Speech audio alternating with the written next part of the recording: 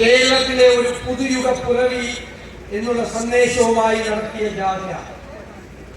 ജനങ്ങളുടെ ആഗ്രഹം ഈ ദുർഭരണത്തെ ഇവിടെ കുഴിച്ചു മൂടണമെന്ന. നമ്മളൊരു മഹായുദ്ധത്തിന് പുറപ്പെടുകയാണ്. ആ യുദ്ധം ജനങ്ങളുടെ ആഗ്രഹം സഫലമാക്കാനുള്ള യുദ്ധമാണ്. ആ യുദ്ധം നമ്മൾ ജയിക്കുക തന്നെ ചെയ്യും. നിങ്ങൾക്കറിയാം, ഒരു നാട് മുഴുവൻ തകർത്ത് തരിപ്പണമാക്കി അശക്തിയെറിഞ്ഞാണ് ഒരു ഭരണകൂടം അധികാരത്തോട് വിട പറയാതിരിക്കുന്നത്. അടുത്ത മാസം ബഹുമാനായ മുഖ്യമന്ത്രി ശ്രീ പിണറായി വിജയൻ അധികാരത്തോട് സലാം പറയുക തന്നെ ചെയ്യും. പോകുമ്പോൾ കേരളത്തിന്റെ തലയിൽ, മലയാളിയുടെ തലയിൽ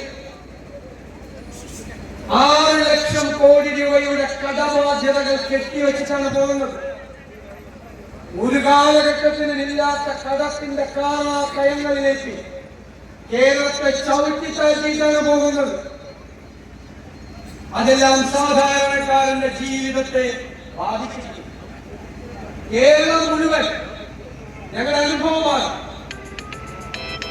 ജപ്തി നോട്ടീസുകൾ പ്രവഹിക്കുക, ദേശസാൽകൃത